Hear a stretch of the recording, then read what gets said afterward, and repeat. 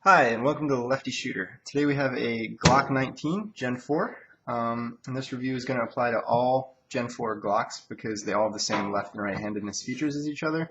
There's just differences in size and caliber, but all the Gen 4s will be the same. There's a slight difference from the Gen 3. I'll mention that when we come to it. So just to start out, quick safety check. Mag is empty. Chamber is empty. There is no ammo around except for this little guy. This is an actual round. This is just a snap cap with a little spring inside. Alright, so we'll start out reviewing the features. There's 5 things that we give scores on. The first one is the mag release.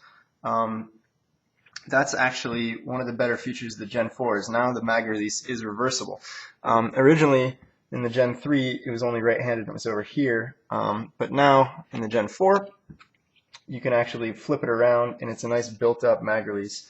There's YouTube videos on how to do it. It's very simple. I think it was the first modification I ever did to a gun. It's that easy, even if you're a beginner.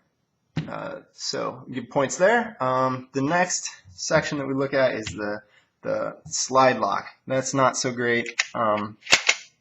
It holds back because the magazine's empty right now. But just to show you how awkward it is, if I try to lock it, so left-handed, if I try to lock it back, I can't really get it with the index finger. The slide lock is here, and your index finger knuckle is too far ahead. So you kind of have to reach over your left hand and try to push it up with the thumb, and that gets really annoying.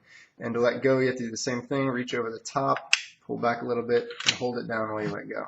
So that's the most annoying feature for lefties on the Gen 4 Glocks. So no points in that category. For safeties, the Glocks, they don't have manual safety, they just have a trigger safety, which is this little guy right here in the middle of the trigger. So that makes it so the round cannot fire unless you actually pull the trigger. So that's to prevent dropping your gun and having it go off, kind of the whole plexico burrus syndrome, if you will. That trigger safety is smack dab in the center of the trigger, so that's completely ambidextrous. Next thing we're going to look at is the ejection port.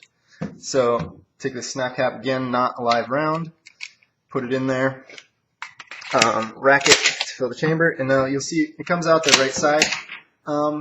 Not a big deal, I don't think, in handguns, so I'm not going to deduct any points in this case because, I mean, this is my opinion. Someone could please leave a comment and correct me if I'm wrong, but if you're holding your gun out at full extension and it's ejecting to either side, as long as it's not coming straight back at the shooter, I don't think it's going to be an issue.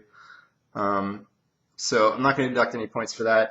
Again, if you disagree, if you think it's a problem in case you're, retention shooting close into your body and you think it'll jam or something, leave me a comment about that if you disagree. So no deduction there. The last thing we look at is form factor. If there's anything extra outstanding that would make this not suitable for a left-hander. Like, for instance, some people have thumb hole stocks, and those are specifically tailored to right hands.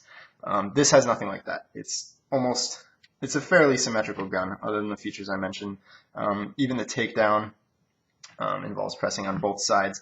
So overall, the Gen 4 Glocks, specifically this 19, but all Gen 4 Glocks, I'm going to give them a 4 out of 5 on left-handedness, which quite a good score. I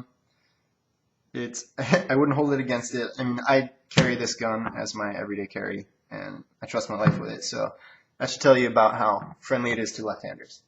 All right, thanks for watching, and let me know in the comments if you have any other ideas for which gun we should review next. And in the meantime, thanks for watching, and please hit subscribe. Thanks.